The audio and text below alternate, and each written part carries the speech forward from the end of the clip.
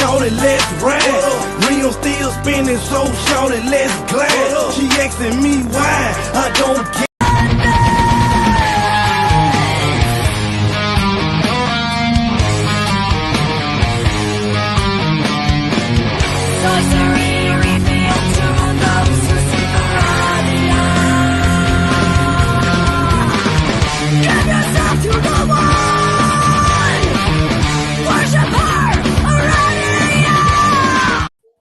Welcome to Legends of the Squared Circle. Today is going to be a phenomenal show. We already got 42 people watching from the onset. That's what I'm talking about. It's going to be a very successful show. Now the categories were picked by Brandon, and as soon as he put them in our little group chat that we come up with ideas, we were all like, we're in. So Brandon, James, how are we doing tonight? Man, it's going to be it's been a long day, bro. It's been a real long day. Yeah, unfortunately, it's a 50-50 kind of deal. Like, yeah, it's Monday because it's the start of the work week. But, hey, we got Monday Night Raw on Netflix, baby. There you go. Yeah, so nothing to do but do it, right? So Brandon, go ahead and tell them what the agenda is tonight, and let them know exactly what we're going to be breaking down. I'm excited for this one. So if you guys have been watching already, you would have seen last week we started a new deep dive series, which pretty much we go through the best and the worst of a certain topic. Last week we did the pretty much the ups and downs of WCW. Mm-hmm. And since that episode did really good, the views were off the charts, we decided to go with the next best era possible, and that's the Attitude Era. So we go through like best scenarios, like maybe best character, best storyline. Maybe we hop to the worst, like worst booking decisions, worst free agents, stuff like that. Because like top fives, it's not that it's generic because everybody's going to have their own list, but this opens the door to have more of a discussion with each other as well as all the viewers watching at home. Correct. And it's something, it's really special for this panel too, because I lived this in my late teens and my 20s, and these two gentlemen over here, this was their childhood. So to see it from two different perspectives is always a really cool thing, I think. I'm very old and I'm okay with that. Without Chris on here, man, I feel really old. I'm never the oldest person here as long as Chris is hanging out, but you know, I say nothing to do but do it. What is our first topic?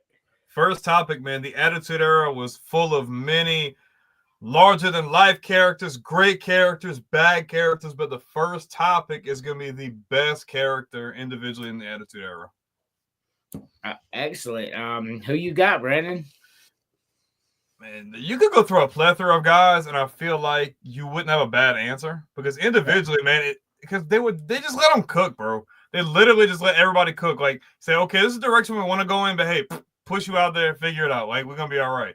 I'm sorry. The most relatable character to me, especially as an adult, man, it's Steve Austin, man. Stone Cold Steve Austin skyrocketed in the Attitude Era, really carried the company on his back, in my opinion. And he just, watching it now, it's like, yeah, I feel like that. I don't always like my boss. Sometimes I just want to have a couple beers. I want to kick someone in the stomach, hit him with a stunner. You know what I mean? I just love that character. Like, it didn't matter if he was face, heel, whatever the situation was. Like James always says, when you heard the glass shatter, you knew it was about to go down, and you knew it was going to be an epic scene. Ooh, okay. I like this list too. I'm not sure which one of these guys it is because I know all three of them, but I like this list. Steve Austin, can't go wrong with that. Arguably the biggest star of the Attitude Era. What about you, James? So I was actually going back and forth with this one between the best characters because, man, the only two that really stood out, in my opinion, it's essentially a 1A, 1B kind of thing. As good as Stone Cold was, I mean, I really think that once the Attitude Era started, and we saw the American Badass Undertaker, he was able to open up more. He was able to, talk a lot more on the mic and just be himself, be that motorcycle loving, but still have that dead man persona. Like, I mean, it's just too close between those two. Stone Cold, like I said, when you hear that glass shatter, man, oh man, you knew business was picking up. But when you heard that gong and you heard Limp Bizkit's rolling, you knew it was about to get real. Crazy transformation from Ministry of Darkness to that. That's like night and day. Like, that was wild. For Like, sure. 1 second he's kidnapping Stephanie in the back of a limo, and the next thing he's riding on a freaking motorcycle talking about how long he's been freaking kissing Vince's ass. Yeah, I know. For me, I have to say Triple H. Okay. Big as Stone Cold was, The Rock was, Undertaker was, this is the guy that fundamentally changed the game here. As far as bad guys go, too, man, JR had like serious heat with him. Oh yeah. Triple H is the ultimate heel. I felt like he was the best character of the Attitude Era from King to DX, and then he went to the Game. I mean, nobody did it as well as him and everything that he done. I just have to say he's the most influential and probably the best character. All of them, the Game, just DX, Triple H, everything he did was just gold, and he epitomized what the Attitude Era was for me. My time, Triple H was a menace, dog. Yeah, Ooh. He was a menace, bro. Like, you did not want to get in that dude's way, dog. Bro, JR had serious beef with him, like even when that sledgehammer came out. I mean, you would have thought that JR was literally getting paid. He probably was, just to scream into his commentator headset, screaming at Triple H of like, dude, why are you doing this? Yeah, just like Brandon said, because he was a menace. Like, it didn't matter what it was. If you crossed Triple H, it didn't matter who you were. Even the Undertaker. Dog, you was getting jacked up.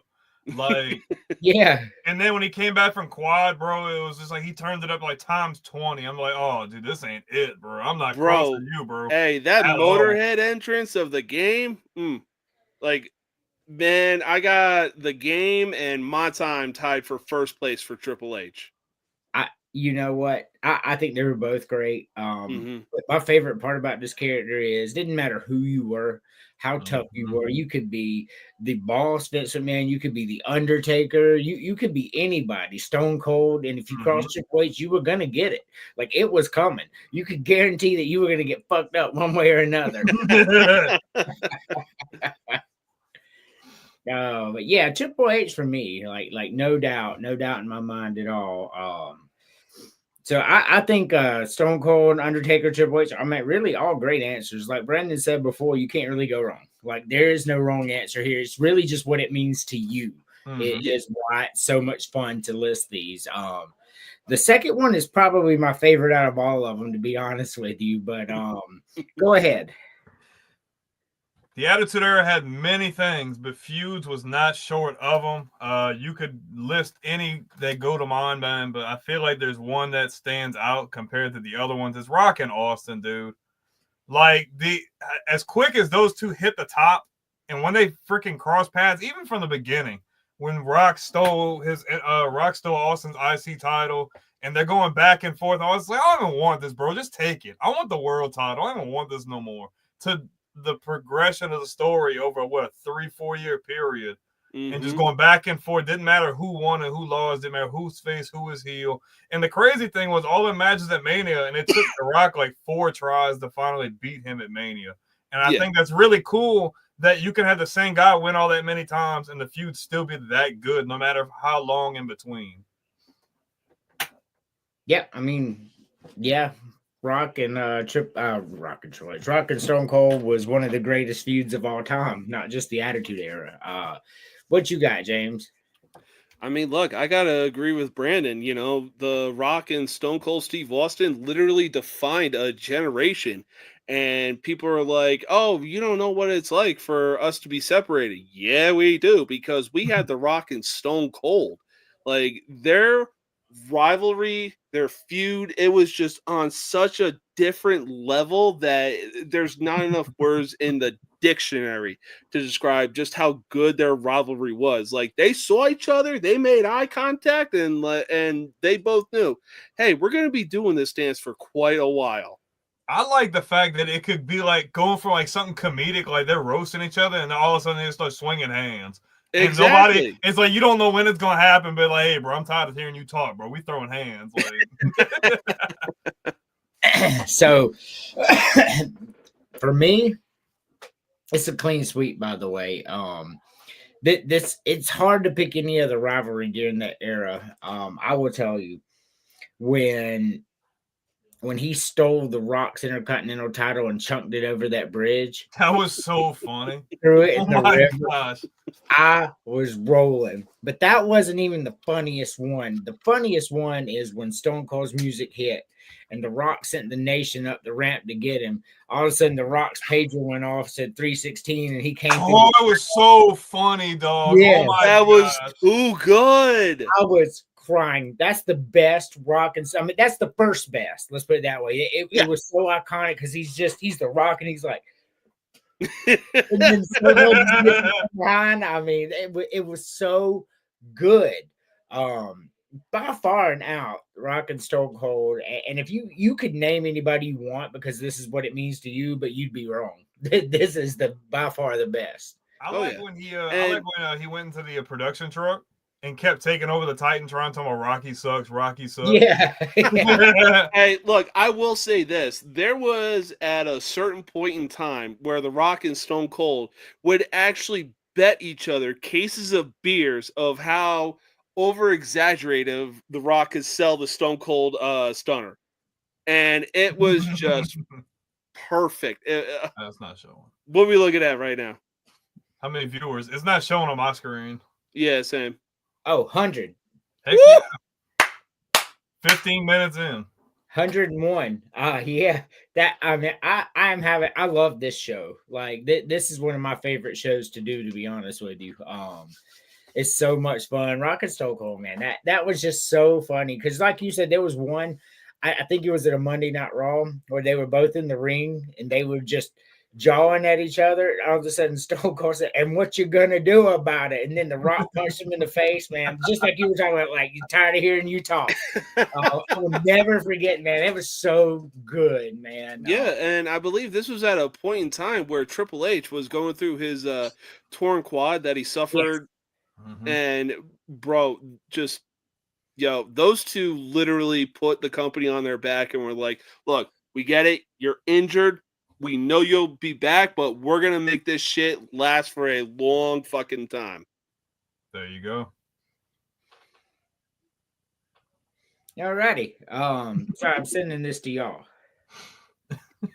Next on the agenda. You look like an older person, like trying to figure out how to work the camera on their phone. I mean, I might be. You never know. I'm pretty good at this technology stuff, though. Oh, that's awesome. Isn't it? For sure. Alrighty. I'm enjoying it.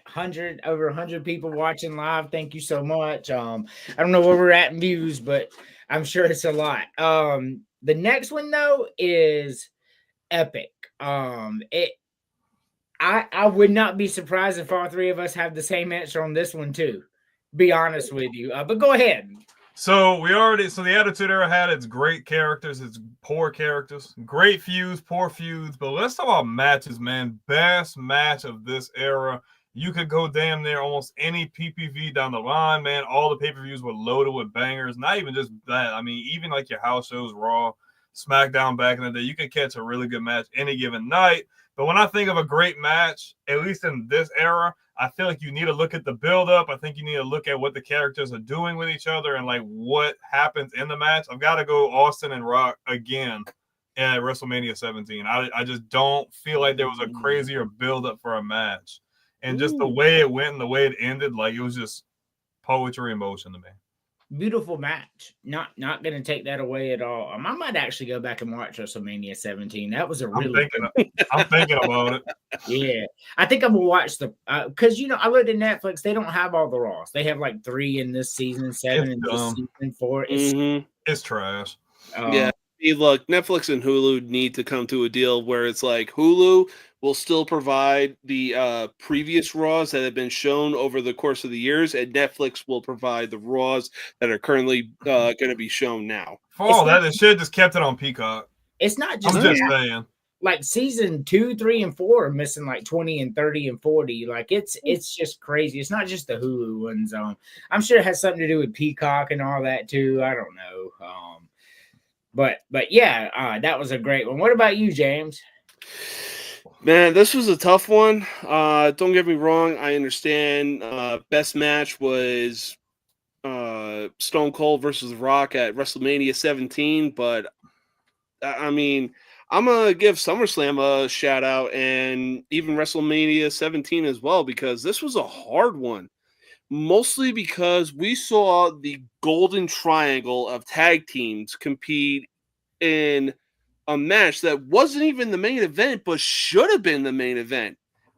Of course, I'm talking about TLC, whether it was SummerSlam or WrestleMania 17. Man, oh man, the Dudleys, the Hardys, Edge and Christian, they tore the house down, and it wasn't even close. They did. I couldn't agree more. Like those were great. Yeah, I mean, look, you could go back to SummerSlam. It was the first match. It wasn't even the main event, and it stole the show.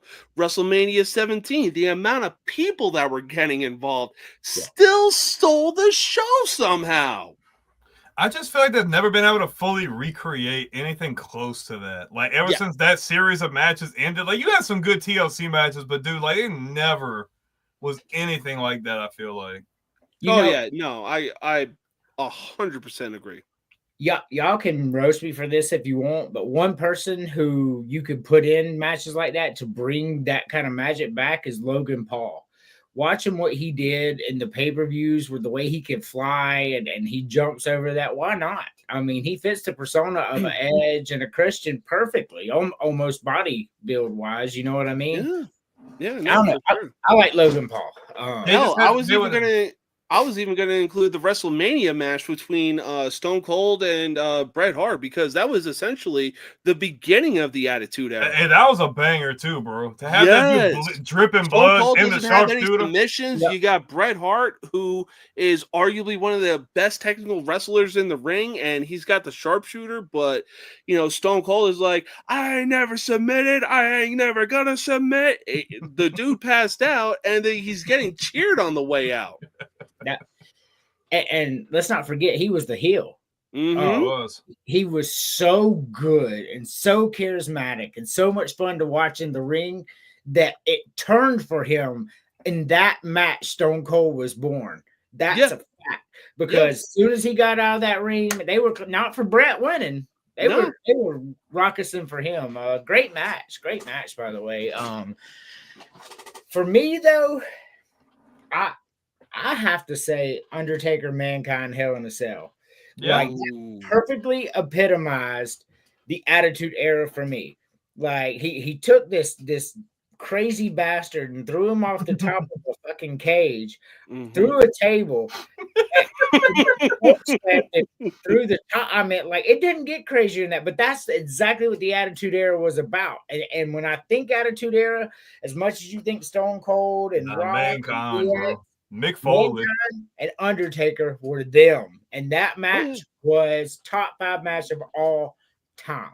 And it's even crazier when you know that Mankind was constantly going to the Undertaker. Hey, throw me off the cell. No, throw me off the cell. No, throw He's me like, off you nuts? Like, why would I do that? Dude, that's a 50-foot drop, dog. What the hell you do? What are you Even smoking? Undertaker was like, you talk about an out-of-body experience. Like, my soul left me, and I'm looking down at my body, but I'm also thinking, Mick, please, for the love of God, move. I don't want to be known for killing somebody, for tossing them off a cell. Well, even more so, what this match says is Mick Foley won a couple titles and deserved it because inside the ring, he was amongst the best at reading the crowd that there was. Mm-hmm. Every single match he knew when to do the mandible claw, when to take the bump. He read the room that night and he said, you know what would top this off? Throw me off. A ring general is what he is. Yeah. So I love that match so much. And when I saw the agenda, when he sent it to me, the first thing that popped in my head was that. I'm like, well, if that's the first thing that popped in my head, that's got to be the most epic match to me. So, fantastic. All three of those matches are fantastic. Stone Cold passing out was pouring blood was another great one. Rock and Stone Cold always didn't matter if it was that In Your House DX. It was going to be a good one. You're right. All right. So next we got best promo. You could literally, we don't even have to have the same one here. You could turn on any random episode from that era and you're gonna get something. Be like, all right, I like this. Mine though, man, there was it was like a 5-person promo that had Stephanie McMahon, Rhino, and Booker T in the ring. This is when WCW had first made the transition over. And then The Rock and Jericho were at the top of the ramp. It's like they're going at it to see who can roast them the worst. And freaking what The Rock is telling Booker T, he's like, yeah, he's going to school in that little yellow bus, honking that horn, meet me. Tomorrow, what's 2 + 2? Thomas Jefferson, sucker. Yeah. Yes. And when he says, and Jericho tells Stephanie, he's like, we got Rhino, we got the gore, and we've got the whore. That was a good promo. I do remember that. That was a really, really good one. Anything with The Rock and Jericho and Booker T. Like, I'm a big Booker T fan. Like, that was so funny, dog. I don't care what anybody says about Booker T. Like, he's one of my top 10 favorite all time. Always entertaining, fun in the ring. Him and Austin in the grocery store.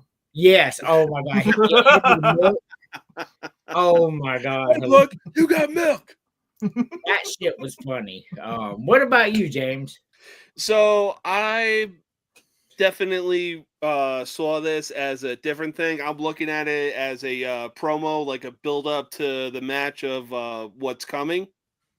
But so for that, I put Stone Cold versus The Rock at WrestleMania 17. I didn't understand the assignment, but it's right. I mean, that promo leading up to WrestleMania 17 is nothing short of a chef's kiss. As far as regular promos go, I got to give it to Mankind and The Rock. This is your life. Like, they were both hounding Vince of like, yo, this is what we want to do. This is how we're going to go about it. This is how it's going to go. That promo skyrocketed WWE into beating the numbers of WCW because it was just that freaking good. And Vince was like, fine, you two can do whatever the hell you want. Look, man, when he said so we went to the prom and The Rock put his hand on your leg and you slapped the right and you cut The Rock off. Oh my! Oh, I still die every time. Oh man, that was a great promo. Oh yeah, and then he's like, and now that The Rock is big, you want to serve up The Rock a great big piece of that poontang pie? Like, that took me out. We brought his teacher up. Remember when you told The Rock to be quiet? Like, that shit was great promo. For me, I know it's going to sound funny, but hear me out. It's not going to sound that funny, but probably the one thing I remember the most promo-wise is when Jericho's timer ended. Mm-hmm. Right in the middle of The Rock's fucking segment. And he comes out, man. And they, like, first of all, the fact that it was Jericho coming out was really cool. Like, I was always a big Jericho fan in WCW. And then the timer ended. Like, it would just randomly play for like almost 6 months. Like, it was a big, big buildup. And then he cuts The Rock off. The timer goes off. Right, man, it was my favorite promo. It's the one I think was the best, too, because bringing Jericho in and you want to make him big, You make the timer go off in the middle of a Rock promo, and then these two just sit out there and roast each other for 5 minutes. Classic, epic. Yeah, that was good. That was really good. And Jericho's always one of my favorites, man. He always will be. Just the list, Jericho, man. Like literally, I would be crying. That wasn't even supposed to be over, but Jericho made it that way, and it's like, you just made the list. Like, yo. Anytime somebody pissed him off, I loved it. Oh yeah. And what we got next? Best theme song of the Attitude Era. Best theme song. All righty. I actually, this one for me is not gonna be what y'all think. Me too. You ain't gonna be able to guess this one. Probably not. But I know what y'all probably thought mine was gonna be, and it would have been in the golden era and right before the Attitude Era. But it's still, you know what? Let's save the mystery. Go ahead. Mine, you guys remember when Austin came back? What was it, like 01? And he had Disturbed theme song, Glass Shatters. Yeah, it was Oh, that's a good one. Dude, it was like, I don't know, like anytime you heard the Glass Shadow was like epic, but I don't know, something about that. Instantly, I'm like, okay, somebody's getting up, bro. Yeah. Like, someone's He getting even the had smoke, that going dog. into Like, WrestleMania. I was like, really, it was just, damn. I don't know. It just epitomized. It's like it took the original and like made it like just, I don't know, more epic to me. Just that heavy metal sound. I was like, oh man, it's about to get real. Oh yeah, and Disturbed was coming up, but at the same time, it's like you're putting them on the WWF stage. Man, oh man, when the Stupefy album came out, oh, that's what launched their career right there. Yeah, that was a really, really good one. What about you, James? So there's a lot of things to go with, but I'm definitely gonna have to go back to the American Badass Undertaker when he had Limp Bizkit as his entrance. Like, he still kept it old school with that gong, but he added in the footsteps, the dead man walking, the gong, and then like his biker symbol appears up on stage, and then all of a sudden Limp Bizkit slams in. I mean, as far as the Attitude Era goes, that's basically what it was about right there. Yeah, I mean that was, I remember when he came out to Rolling, and it was the biggest song out there at the time too. Hell yeah! Even when he teamed up with Kane, like you had Kane's entrance, the like slow organ playing, and then as soon as the pyro would go off, it would just slam into Undertaker's Rolling, and it was like, yes, that is, I don't care what anyone says, that is prime Brothers of Destruction right there. Oh yeah, fantastic. Both of those are fantastic. For me, the one theme entrance that really signifies the Attitude Era for me is the DX entrance. Yeah, I almost picked it. I literally, before I got on him, I wanted to pick it, but I just didn't want to be basic. Or maybe I just felt like I would have said it OG DX, or is it with I want to say Run DMC? No. Oh, it's with the other guy probably. You talking about like the live entrance one, or just like just DX in general? Okay. So so Brandon low key called me basic. No, I wasn't trying to say that. I meant I said the wrong thing. Any other day I would have picked that one because it just, I don't know, it just always got me hype. I don't know why. It's like, break it down. Right. Oh yeah. Hell, even in the mid 2000s, that shit still held up. It signified the Attitude Era to me. Because when you heard that, some funny shit or some dumb shit was about to go down, and it was always entertaining. And you listen for you listen for DX theme song, you listen for the Glass Shatter, and those are the two things that you listen for every single week. And the Rock. You smell what the Rock is cooking. I mean, those are the three that you listen for the most. Oh yeah, over and over. You couldn't wait to hear that. But for me, DX, I'll be basic today. Hey, that's fine. Hey, you don't gotta be basic. I mean, DX is. I used the wrong word. Okay, one of the best factions that has ever walked this earth. He's just busting my chops, bro. It is. It was good though. Oh man, you want to take a commercial break? Yeah. You still got that thing I sent you for this episode? That video? Send it to me again. All right. Let me see. I mean, I'm sure I do, but man, I had so much on here. Yeah, not to mention, I mean, especially when you're talking about the best and worst times of the Attitude Era, like for some of these, you really had to go deep into your bag. And I was like, shit. Yeah, you did. And also, what makes this the hardest is every single one of these, right? Every single one of these is you could go any way, like we were talking about earlier. And there's no wrong answers. Well, there might be some with some of the worst of the Attitude Era with mine. Okay. Well, there's really no wrong answer. It is what you feel in that moment, right? So should have got it. All right, I'm trying to get it up now. It's taking just a minute, but so with yours, with your theme entrance, James, where it did the Brothers of Destruction. Mm-hmm. Which match in particular? Because I know you love the Brothers of Destruction. What's your favorite with them? Was it the one when they did when they fought DX? Because that was a really, really good one. Road Dogg and Billy Gunn. And then they had the one with Edge and Christian. I don't know which one's your favorite. Is what I'm getting at. Okay, no. So I'm gonna have to go to a random episode on Monday Night Raw. It was the Hardys. And Lita with Lita at ringside versus a 2-man power trip being Stone Cold and Triple H with Stephanie McMahon at ringside. Obviously the 2-man power trip beat down the Hardys towards the end of the match. They both get tossed out the ring. And then Stephanie throws Lita into the ring. And this was when we had Paul Heyman and good old JR on commentary.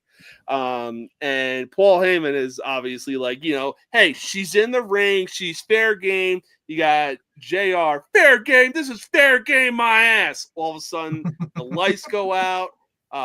Obviously, somebody messed up something in the production truck.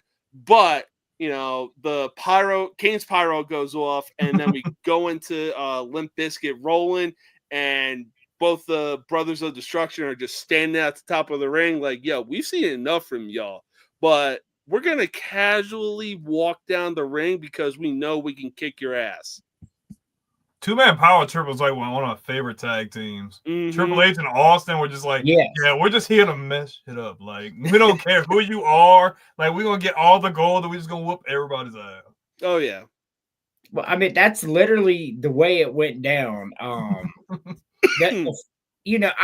often wonder when you think about that, like, did Vince McMahon go, what would be really funny? Just watching Triple H and Stone Cold beat the hell out of 2 people for about 4 minutes every Monday. Because that's essentially what happened.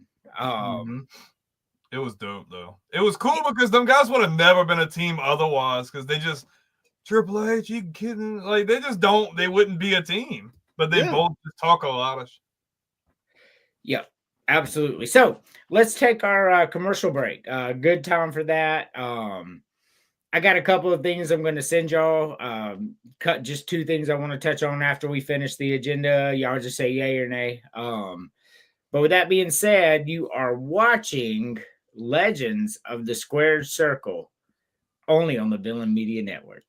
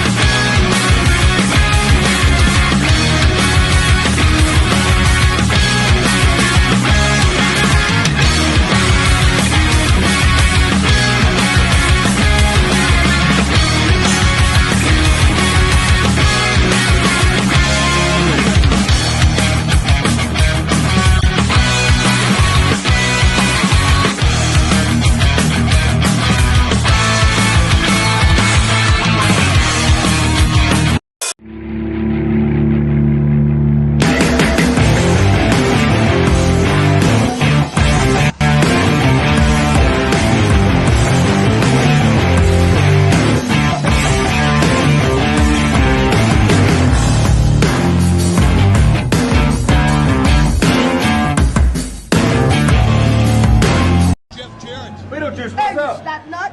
What'd you call me? Snot nut. You know who you're talking to? Yeah, you, snot nut.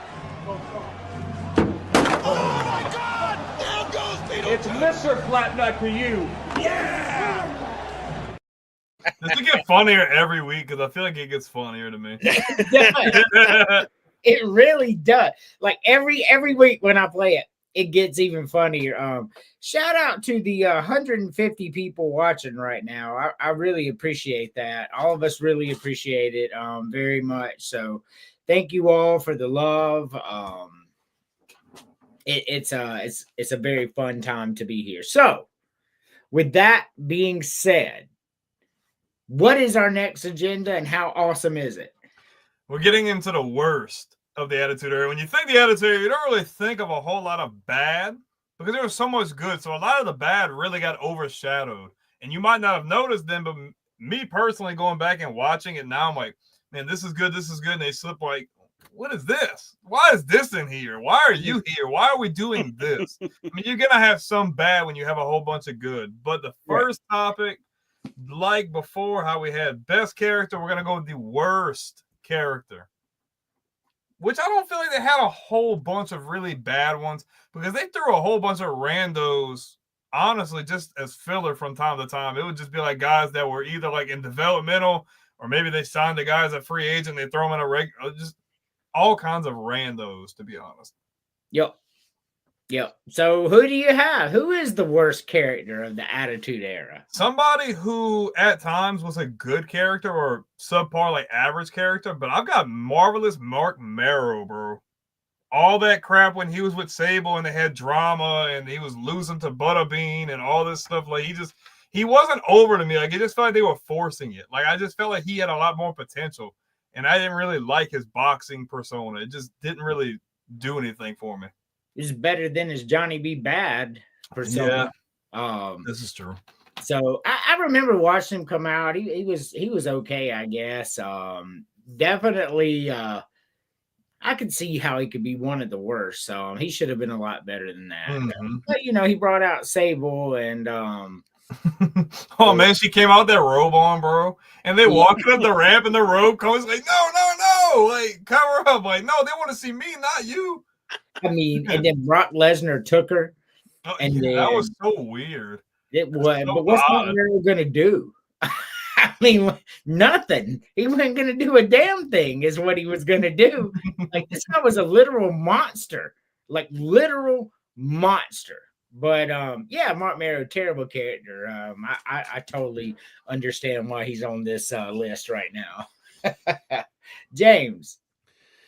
Oh boy, I'm about to catch a stray already with the worst character I got. So I'm gonna have to go with China. Don't get me wrong, she was good. She was definitely good. What? Hold up. Let me explain China. Oh god. Hold up. Let me explain. With her and Triple H, yes, it was a good thing. But once Triple H, shut the hell up with that Hogan bullshit. But once Triple H was like, hey, you and I are through, she was getting passed around more than a freaking joint. Why would, in what universe would Chris Jericho and China work for some odd reason? Now, did they have a good storyline between China and Eddie Guerrero? Like, yes, in a way it worked because we're seeing a modern day version of Dominic Mysterio and Rhea Ripley. But it was up until she won the IC title off of Jeff Jarrett and like a, hey, a woman belongs in the kitchen type of match because we saw ironing boards, we saw his guitar. She was still getting big at the time, posing for Playboy magazine, but at the same time, when she won the IC title, she's demanding more money than what the males are making? Hell no. So James, we have made a new Crazy Talk show, and I'm convinced you need to be the other guy on it. Dude, China is one of the most iconic characters of the Attitude Era. I'm not denying that, but like some of the stuff that she was going through was like, yo, what are we doing right now? She doesn't deserve what the males are making right now. She's clearly dominating the female division. We can we could say that about her and the things she was doing on the side, but it's no different than what the male dudes were doing on the side. Oh my god! You have to call it even on that, man. China was epic. I don't think she was one of the worst characters. Quite honestly, I'm the opposite. I think she was one of the best characters. Her winning the Intercontinental title was cool as fuck, man. I'm not gonna lie about it. And she out there, you be talking shit to Triple H, and all of a sudden, fucking hand just pop you in the balls. You didn't even see it coming, man. Like she would fuck you up, man. I disagree. She's It is jacked, okay bro. to disagree. It is okay to disagree, but China was baller to me, bro. Oh, she was, but at the same time, like once you watch the A&E biography, and even JR is like, you think you're on the same level as the men, and you think you should be making the same amount of money as them just I because just feel you're like, dominating the female division? but No. I feel like her ceiling was high, bro. She got the shit into the stick. It Like, was. she but really did, because she could have wrestled with the guys. She was a little She- stiff.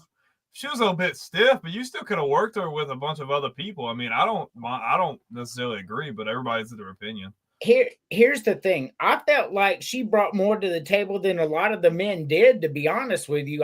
I think she deserved more money than a lot of the men. She was more entertaining. She was a part of every storyline. I mean, like That's fair. That's fair. That's fair. I- But I like when it fully comes to the believe- main event guys, you know what I'm saying? No, she should have made more than Triple H. I get that. But as far as like Mark Marrow and shit, like at no reason Mark Marrow should have been making China money. That's just how I feel about it. Hey, this is how you saw it, and that's cool. That's why I like this different perspectives. For me, it's not even close as Kurgan. This is the worst character I've ever seen in my entire Oh, life. I got a reference to that later at some point. So just I mean, stay tuned. this- Kurgan was bad. I was Man. just watching. He had a match, and I'm like, bro, like what? And he's just holding the dude in the claw. Yeah, Like, what are you doing? Like, you're not freaking Fritz von Erich, bro. Get out of here. awful. He was worse. He was worse than the Great Khali. Yeah, he Like- was. Great That's- Khali. The Great Khali. He made the Great Khali look like a mid carder. I mean, I swear. like Yeah. Kurgan was awful. And then they put him with the doofy little thing, and then they made him mentally challenged, and then put him with the oddities, and like that shit was awful. Kurgan was Yeah. the worst character I've ever seen. I think outside He the got- Yeti. He got passed around because they didn't know what to do with him, and he wasn't really a mic guy. He wouldn't talk. He was just there. Mhm. Right. Awful. Kurgan for me, bro. Kurgan for me. Terrible. If I could go back and revise, I definitely would have said the same thing. That one slipped my mind. Awful. All right. Next one. Worst storyline. I feel like this one for me was just like, I feel like the potential was there, but the end and delivery was horrible. I feel like they kind of half-assed it at the end. That's the hidden power, man. Like why? Why? It's me, Austin. It's me. Like, no, it's not you. Pick somebody else. Like, I feel like they dropped the ball. I feel like Vince kind of dropped the ball there. I feel like you could have did something really cool with that. Yeah, I mean, and Vince was the obvious answer too. So there was no real element of surprise. They're coming That's what after I'm saying. Austin. Who could it be coming after all? You know what I mean? Because he was a face at that time. Mhm. He had turned saw it coming. It could have been good though. It could have been. really good. been. I agree. Yeah, very disappointing because you knew who it was from the beginning, in my opinion. And then he wanted everybody to look surprised, like, nah, dog. Like, you could have just did that backstage. Like, why you walked out for this? Like, right. I agree. That was a bad storyline, bad ending to a storyline anyway. And that ruins the whole storyline when it's a bad ending. Mhm. Shout out to the 171 people watching right now. Appreciate that. James, what you got? Oh, if you thought me saying China was gonna catch some heat, this one is about to catch some heat Crazy because dog. overall the storyline was good, and the ending was exactly how you thought it was gonna go. But there were some serious plot holes in this storyline that I really think, man, if some of these wrestlers were involved, the money grab would have been a hell of a lot more. Oh, St. Michael the Archangel, grant me the confidence in what I'm about to say. The WWE versus the Alliance. That shit was ass. I agree with you 100%. They couldn't buy out everybody from the Terrible. Turner contracts. because They were getting paid. I mean, oh wow, I really thought I was going to catch some serious heat No, for like, making this That suggestion. shit was awful, bro. the idea. Oh of yeah, it, look, the the idea only of it was big guys awesome, that they bro. had were Booker T, the Dudley Boys, and Rob Van Dam. And Rob Van Dam is in a heel group, but he's a face. Like what the hell? because they needed But star power. if they had guys like Goldberg, the NWO, I mean, come on, you already know the NWO would be on Team Alliance because of how much those three guys hated Vince. Mhm. It So was too soon. So- They couldn't get any of those guys. so it could have been really cool, but it was really bad. So what Yeah. it was is they were trying to capitalize off of when Scott Hall and Kevin Nash went to WCW and kayfabe, which internet and all that shit didn't exist, was the WWF was invading the WCW, and they were trying to capitalize on that because it was so big when it happened over there, and they fumbled the ball so bad. And But it was yeah. cool though. Like It I was will cool. say I mean, the look, the thing beginning. that started it all was DX being outside of WCW's arena, and they're like, "No, we're not going to let him in. We're trying to do our." Do you realize the kind of cash that would have drawn in? But my thing was the beginning of the invasion wasn't horrible. Like when you No, found oh, out that when Vince comes out and he's like, "Well, I bought WCW, so I buried Ted Turner," and then Shane McMahon pops up on the screen. I thought that was kind of cool. Oh, So yeah. I'm like, cool. So now we're gonna have like an inner thing, and then freaking Stephanie comes out. She's like, I got ECW, and I'm like, okay, like now we cooking a little bit. But when you start seeing the people coming out, I'm like, okay, well, we got RVD, we got Tommy Dreamer. We got a couple other guys, and then all you see is a bunch of jobbers. Sean Stasiak, freaking Right. Sean O'Hare. Lance Sean O'Hare Storm. was awesome, though. You better put some respect on Lance Storm's name. Hey, bro. I am. But at the Lance time, Storm was when him, you bro. look, I'm just saying, when you compare the team that the Alliance had compared to the team that the WWE had, oh my god, like Yeah, who the fuck is Lance Storm? If they wouldn't have did it like right after he bought it, and they would have prolonged it a little bit, and like WCW would have like showed up, Yeah, because they could at that time they could have at least got a couple of the bigger guys out of their contracts by that point. Because you got to think they were sitting at home getting paid by Turner Cable and all that for a long time. yeah. Do you know why it was so disappointing? I know y'all were real young when that happened, but what the idea was, Shane McMahon bought it and he was going to continue Nitro. And they were going to have their own show. Now Vince McMahon doesn't own it, Shane owns it. Same with Stephanie. She's going to do it with and they just didn't do it. And I think it pissed a bunch of people off because they thought that they were still going to get Nitro because Shane McMahon bought it. And that's what the angle was going to be. And they just brought random dudes. That would have been a really good deal, though, because like you could have just wrote it out for like, even if it wouldn't have been that long, like a 6-month period to where you just continued to ride it out, even if you didn't have it on the same channel. And then be like, you know what? Screw it. We don't even want this channel more. We want to take over y'all show. And then you could have probably like got away with like what they were doing. And had you had the star power. Would have been fun too, because you continue Nitro, right? And then all of a sudden Shawn Michaels shows up on a Nitro and you know, kicks Ric Flair and then runs out. And then you could do the opposite. You could have DDP show up on WWE and just diamond cut somebody. And I mean, like the possibilities were really great, and they fumbled it really bad. I was lazy. 100%, James. I think it was awful. I think it was poorly executed, and I think it was very bad. But for me, Rikishi running over Stone Cold was I almost picked. Yeah, that's a good one. Rikishi was over. Rikishi was over. They could have put the strap on Rikishi at that time. He was so popular. They really could have, and people would have popped.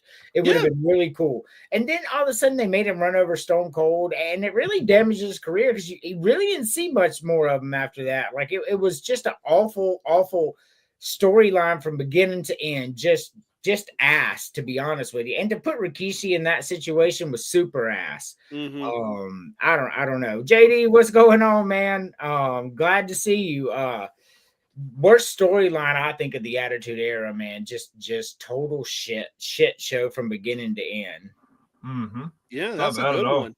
I mean, hell, another one that I had in mind was DDP being the stalker of Undertaker's wife. Yeah, that's pretty fucking awful too. Because it was like, yo, I mean, even in the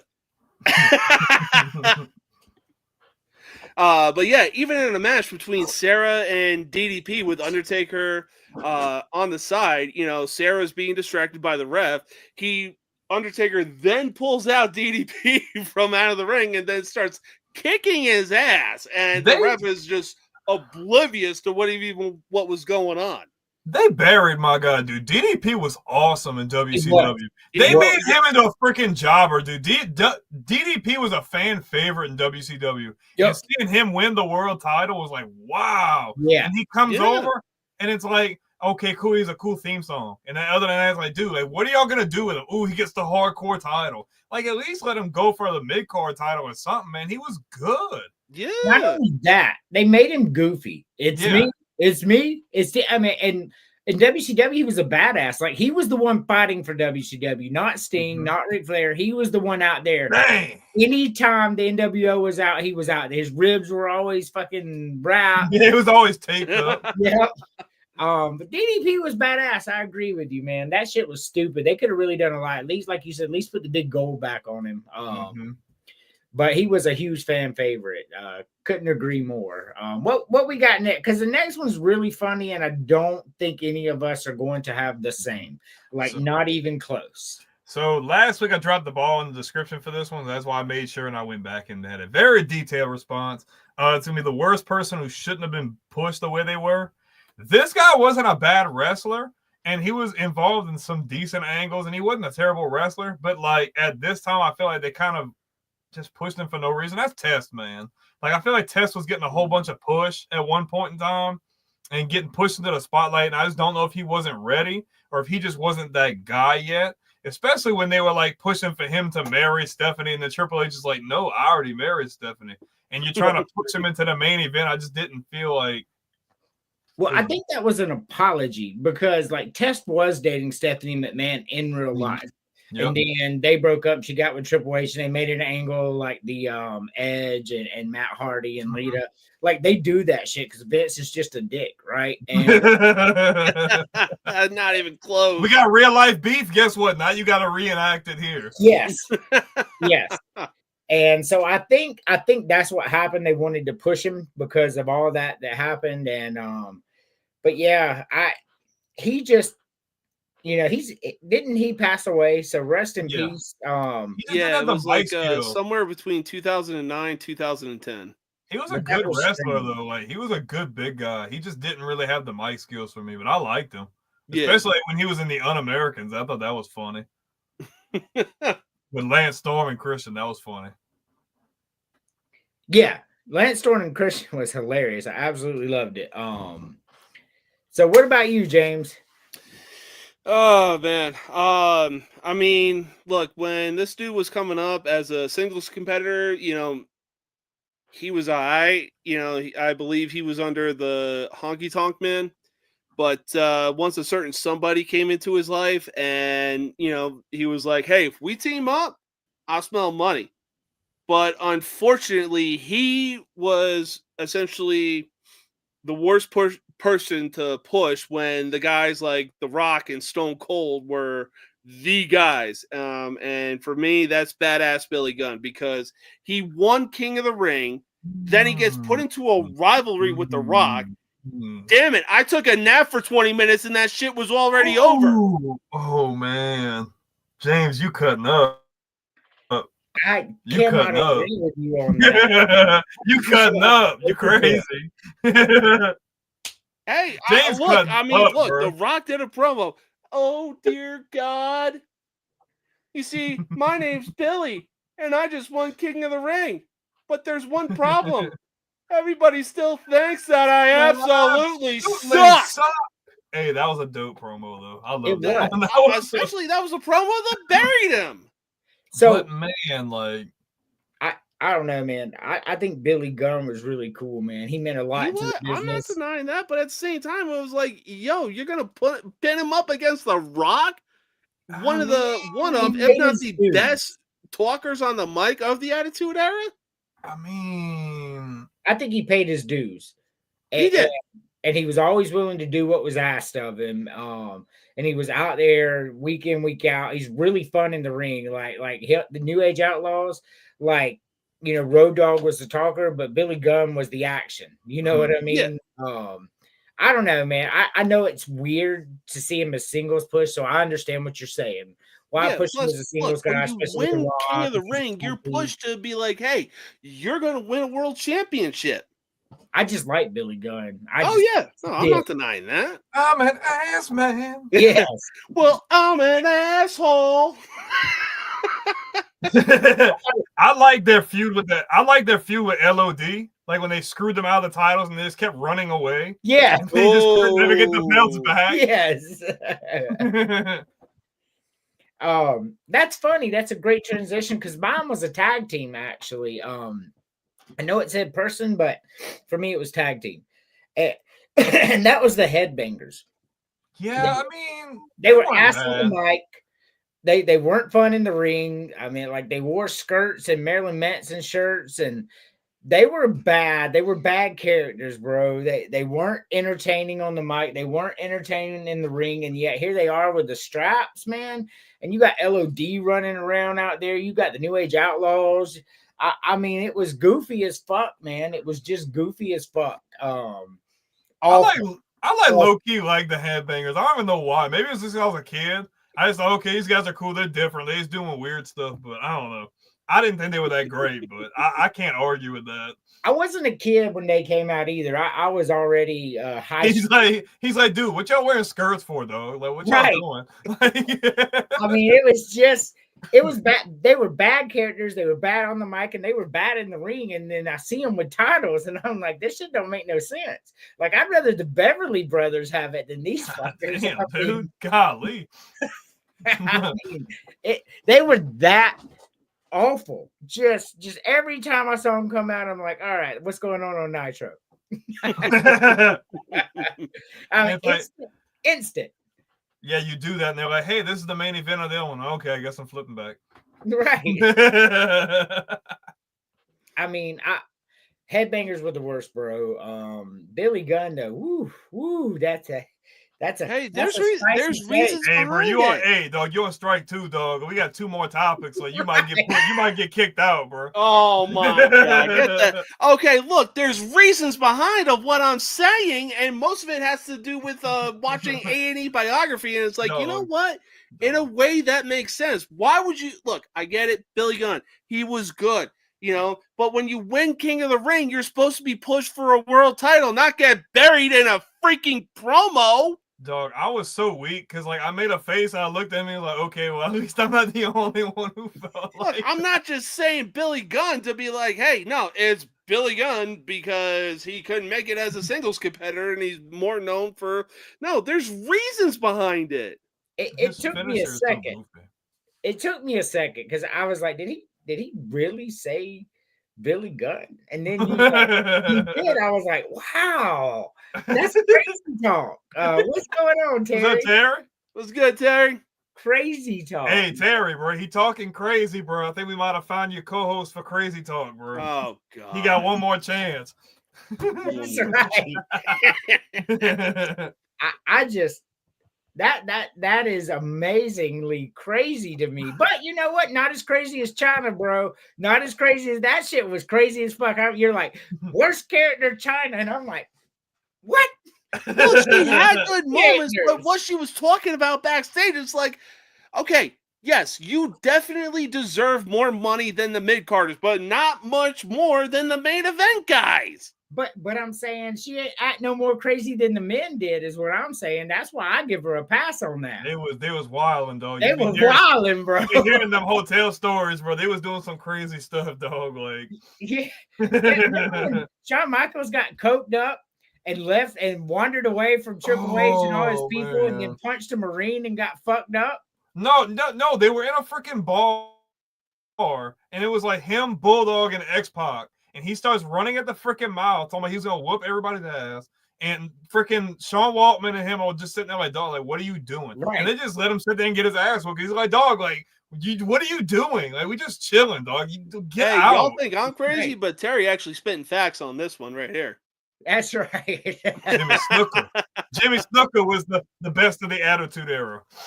I'll take crazy any. You know what? I will too, Terry. But I mean, you know what though? I mean, saying China was the worst character, the Attitude Era is on level with saying Jimmy Snuka's the GOAT, man. That's pretty crazy. Please. We got a new greater than. Oh, man, your crazy meter's about to be tapped out. Like, you about to be at your finisher, bro. Like, I'm from the East Coast. What do you expect?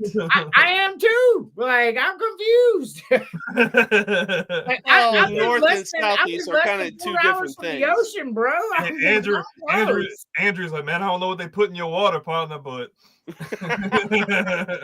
I just it just and you're allowed your opinion and I love it and I'm not trashing you for it, but for me that's crazy talk. China, worst character that I love China, but she buck you up. I did too, but there were certain things where it was like, yo, are you kidding me?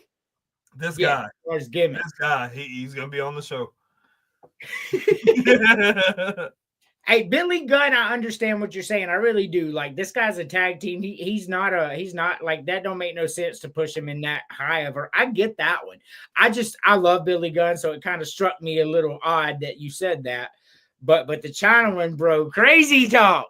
Crazy. Hey, I still say it should be still at 1 strike because there were good reasons behind Billy Gunn. Oh man, okay. Well, look, we got 2 topics left, dog, and you got 2 more chances to swing and miss. So, Hey, I'll go down swinging worse than Aaron Judge did in the goddamn playoffs this past year. oof. Oh my god.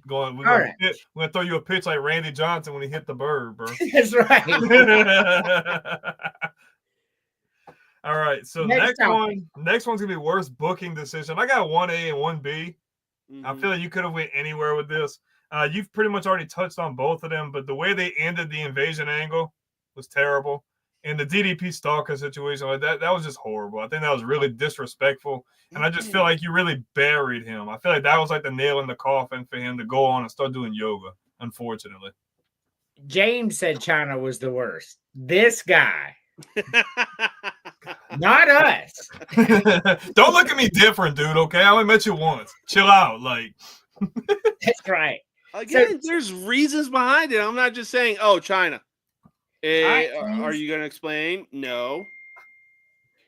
But yeah, there were reasons. It's even crazier that you had reasons. That makes it worse. How does that make it worse? oh, damn, that might be strike 2, partner. You're like, Babe Ruth was one of the worst baseball players ever. And let me give you reasons. Okay, that's fucking crazy Hey, talk. hey, I ain't hey, saying hey, that fucking Hey, shit. you about to get him out of pocket. You seen, bro? Them glasses about to fly off. What you mean? Oh, he was about to turn up. It's It the was- he- same level, He's bro. like, I'm built different. No, the fuck that is not. It really is. It really. No. The Attitude Era Well, specifically, Hey, call me solo because I'm dying on that hill. you gonna die alone on that hill. Exactly. Like I said, call me solo. Hey, you enjoy that lonely ass hill. But what is yours on this topic? Because I can't wait to hear it. Here, better. Oh man. So much like Brandon, I got a 1A and 1B as well. And yeah, these 2 reasons might get me kicked off. So they're essentially tied, but one of the worst booking decisions I gotta say, this faction was so far ahead of its time, it was unreal. They were essentially on the level of the Beatles. These guys couldn't go anywhere without being mugged, wanting autographs, wanting pictures. Like, they were the rock stars of the Attitude Era. Why the hell would you turn DX Hill when they were the biggest face faction of the Attitude Era? Okay, strike 2. Why does that make sense? What? How? DX was the biggest face faction of the Attitude Era. Suck it. We're getting in trouble for doing that motion. Then you turn them heel? What the hell? Hill DX was the best DX, man. They got there just fucking you Face up. DX was on the level of the Beatles because they couldn't go anywhere without being mobbed. Hey, Andrews, that's got to be strike 2. Like, dude, bro. What do you mean? Come on. Even Wait. Billy Gunn and Road Dogg were like, yo, Hey, I we think. were getting mobbed every city we were going to. Hey, I've noticed we saw something. more people outside our tour bus than the Metallica concert in 1991 in Moscow, Russia. I think his hat says Vanderbilt Commodores. I had to, bro. I had to. That was funny. That was good. That was good. I'll give you that. Hill DX was so good. That was such a good decision at a time to where they didn't go How? still like Hulk Hogan and They stuff were like rock that. stars. They Their still were. merch was fucking flying off the shelves. And it still did. I'm confused. It worked. They work better as a face, though. You know, We like, agree to disagree. all right, that's fair. Well, swing And and miss. What was your 1B? No, that was one big. Oh, what was 1A? Oh, we might not get to the last topic. Not indeed. But Oh gosh. you had already talked about it. When you hate your boss, and it is literally hands on site. This type of shit was fucking Tom and Jerry. Hands on site. It didn't even matter. Leave the comment up there. Why in the fuck would look, I get it. When it comes to rivalries, we need a good guy and we need a bad guy. You know how much money could have been coming in when we had two faces for a fucking rivalry? You hate your boss, you're a beer drinking kind of dude, and it's hands on site with him. So why the Oh, he's fucking hell He's talking. would you about- accept his handshake and get the win for the WWE Championship at WrestleMania? I mean, I kind of actually thought that was funny, to be honest. Oh my, look, I didn't get it. Like, look, dude, you hate Vince McMahon. You are known for the rivalry between you and Vince McMahon.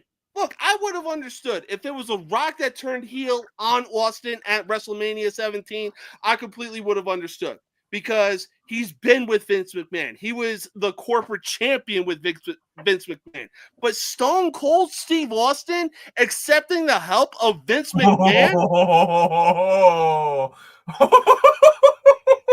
Hey, that's the number one comment on the show ever, dog. Has to be. Oh my gosh. But I agree with your 1A, though, James. That shit was just weird. I didn't like it either. I thought that was terrible. But again, like, the money But that would have came in. DX were like the best heels of the Attitude Era. You Like, should have just went with 1A, bro. you should have just went with 1A. I agree. You swing and a miss, partner. We still got one more chance. Hey, I still got one more. Woo, Wow, DX's heels was a bad decision. Is crazy ass Must be the talk, truth. bro. I love it though. I love it. Like that's why we have the show. Thanks for being entertaining because crazy. Harry said you're gonna have to vacate those titles, bro. Oh, the fucking my fat Irish ass. So for me, I also have 1A, 1B. It's kind of funny. 1A for me, I'd already mentioned it. Rikishi running over Stone Cold, like what? Just awful storytelling. Just bad decision to do that to Rikishi. But 1B though, Rey Mysterio winning the Royal Rumble, man, such ass, so terrible, bro. Rey Mysterio is an ass character, never should have won the Royal Rumble. Like y'all can say that all you want. No, Andrew, you got the wrong era, bro. So that's the ruthless aggression era. That's 2006. correct, but it was a bridge. And Rey Mysterio was in the Attitude Era. He was. You know, I still go with Rikishi, but I really Well, just he wanted was to mention that going from the as- attitude. He was in the baby stage of the Ruthless Aggression era, Yeah. but it was the end of the Attitude Era. But I get what you're saying. I hate Rey Mysterio, but Rikishi running over Stone Cold, just terrible. Like it was by far the worst booking decision, the worst promo, the worst anything that you had out of the Attitude Era. Because Rikishi, you could have put a strap on Rikishi. Oh my gosh, it must be the truth. Oh my gosh.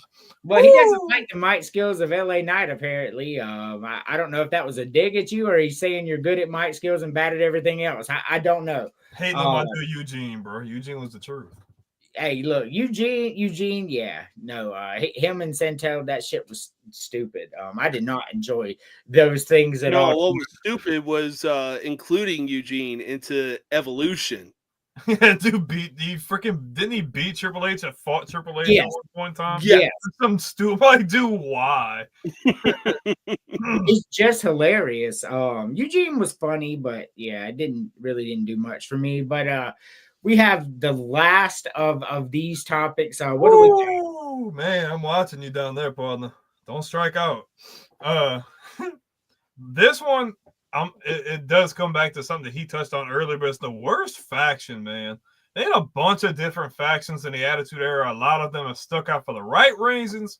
A lot that stuck out for the wrong reasons. Some that were really memorable, and some that were very forgettable. Worst faction for me, man. Oh shit! I dropped a bat. Okay, I thought you spilled a drink. No, I dropped the bat. No, but I'm gonna piggyback on somebody you said earlier. I'm going to Truth Commission. Horrible. Like, what are y'all even doing? Like, nobody even like they'll come out to jump somebody and be like, "Who even are y'all? I don't even know all y'all names." And then he branches off of that, and he's like a single star, and I'm like, okay, just destroy it because, like, what was the point? Nobody knows who any of these guys are. Nope. They dress in freaking camo pants with boots, and we're like, okay, cool. You're just like taking up space. Correct. 100% taking up space. Oh man, What's up, Mac? Oh man, Terry is swinging for the fences, dog. Yo. I'm weak, bro. Zach Gowen, in case you didn't know, Terry. Shout out to over 205 people watching live right now. We appreciate every single one of you. Heck yeah. And to the 5 likes and hearts out there, I appreciate all of that. Mac Ag, bro. He said that's messed up, Terry. So worst faction, I have 1A and 1B, and 1B I'll have to actually explain why, because you're going to be like, oh, still not terrible. Go ahead, James. Who is the worst faction? No, I feel like you should go because I'm eyeing strike 3 right now, so I feel he gets like booted off, dog. Andrew just takes him out. He's like, wait, where you went, dog? So, all right. So 1B for me was the Nation of Domination, and let me tell you why. Because so much potential for this faction, and they used them goofy, and they always got it was awful. You had The Rock, you had D'Lo Brown, you had Mark Henry, you had Farouk. I mean, you had Kama Mustafa, Papa Shango, the Godfather. I mean, just all this great talent in this faction, and you fucked it up so bad. Hey, let's throw Owen Hart in there for whatever reason. Yeah, worst faction, the Attitude Era. And it was just goofy that you had so much star power in one faction and you did nothing with it. And then Austin's whooping all of them. They come out and he hits one dude hits a stunner on the freaking truck. The other guy's hitting the freaking table. It's like, dude, like, what are we doing? Right. Yeah, and it was just, and it wasn't that they were a bad faction, but they could have been good. That's why they made 1B on mine. 1A, though, is the oddities. As bad as Truth Commission was, this was worse. And like, you had Luna Vachon out there in a fucking ballerina tutu, and you had Kurgan out there with the hat and now something. just ass, just really, really ass riding, ass faction. Worst faction I've ever seen. Retribution from the pandemic. What worst one I've ever seen, to be honest with you. The oddities were that fucking bad. He talking about the Job Squad with Al Snow. That one, that one was kind of bad too. It was pretty bad, but I liked Al Snow. But James, go ahead. What kind of crazy talk are we getting into? So the more I thought about it, and the more that it was like, wait, how did this make sense during the Attitude Era? Because you needed so much firepower to take down the top two guys. How'd the corporate ministry work?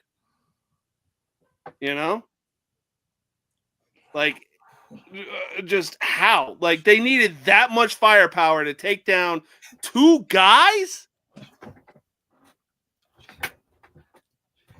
Like, Vince, are you that power hungry that you got to include Undertaker's faction and include it with you, Shane, Stephanie, Triple H? It was Big overload. Okay. I mean, I mean, it's not as crazy as the last two, but the corporate ministry was a good faction, man. I mean, it was, but it's just like, why? Because I mean, I don't know. I think there you go. I think the oddities were way worse than the corporate ministry. I mean, that's fair, but sorry, I'm more so looking at the Hey, the core was pretty awful. Yeah, that's true. But that was a different time. But yeah, I mean, look, I'm looking at the main event scene and everything like that, and you got The Rock and Stone Cold as the top guys, and you need a fucking army to take down those two guys because they were just kicking your asses left and right. But Mexico, man, the Mexicals, like, come on, man. I'll take it as a foul ball, bro. Yeah, it's not crazy, but it's borderline, and it's only because I don't feel like they were one of the worst. And it's not that it wasn't like you come out and said DX or something. Don't get me. Oh yeah, you was definitely getting kicked off, dog. Right, hey, I'm stupid. I ain't dumb. And the DX as the worst faction? Hell no. But I just so many bad ones out there. I don't see how the corporate. I mean, I get what you're saying at least on this one. I didn't understand a damn thing about China being one of the worst, though. I still just crazy talk, bro. But yeah, no, I think that's I'm good. I'm good with you saying that. But yeah. So what did y'all think? What do you think was the craziest? Like all James picks. Yes, all James picks. I'm just playing. What about this real quick? Yeah, Right to Censor was pretty awful too, because then he became the good father. James likes Right to Censor. I do. Well, look, I mean, look, for the Attitude Era, we're going through Suck It. We're going through the double middle finger with Stone Cold. We got The Rock sayings and everything like that, and what Triple H was doing. In a way, they were a right faction during the right time. And in today's society, oh my God, they'd be God tier. I mean, you had the Godfather that went to the Good Father. You had a porn star that went to Val Venus. Stevie Richards. Stevie Richards, like trash, dog. Hey, we got the greatest date of all time being the Dudley Boys, thinking that they were going to join the Right to Censor. And then on top of that, we get probably the greatest 3D that we have ever seen. Hello, ladies. I just... what do y'all think about this though? Who is the best undisputed champ ever? I like Jericho, man. The fact that Mhm. how he won it, like, come on, man. Who else could say they beat The Rock and Stone Cold in the same night to win the undisputed title? Like, the way Randy Orton won was cool, and freaking Roman Reigns had it for like 20 years, like trying to be Bruno Sammartino. But like the way Jericho did it, like, come on, man. Nobody else could say they did anything like that. Even if the run wasn't the greatest run, just doing what he did in that time period when those two guys were like here, I gotta give it to him, man. I agree with you 100%. Yeah. Yeah, no, I'll wholeheartedly agree to Jericho. I mean, he was the first one in God knows how long. On top of that, like Brandon said, he is probably one of the few guys that can actually say they beat The Rock and Stone Cold in the same night. And yeah, I mean, he definitely deserved the push at the time. And it was really good to see that both The Rock and Stone Cold didn't have a problem with it. Like, yeah, he was coming up, but he was also earning his stripes at the same time. He was the very first person ever to have the WWF title and WCW title simultaneously. The first one ever. And to be the first one ever, he beat The Rock and Stone Cold in consecutive matches to do it. Nothing will ever be that big ever.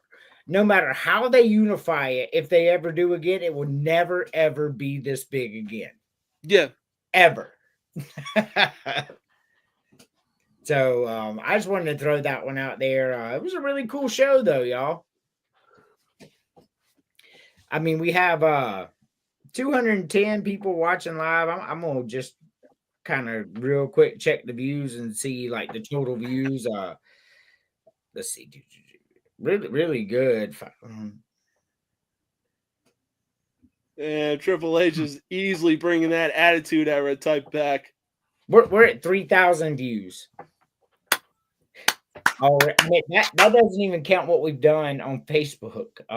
Just the other platform. That's on X, or that's on X. And shout out to all the people watching on X, because 200 people are watching live on just through my personal X right now. I appreciate all of you. You always show up. I really, really appreciate it. It's a really fun show. I better go ahead and put this up before Terry says you suck at comment control that he always says about me. Jericho was the best. It is equivalent of winning gold medal with a broken freaking neck. Milkamania. That look, Kurt Angle is the dude, bro. I love Kurt Angle. What would that be considered, like with him and the milk truck? Is that considered a segment, a promo?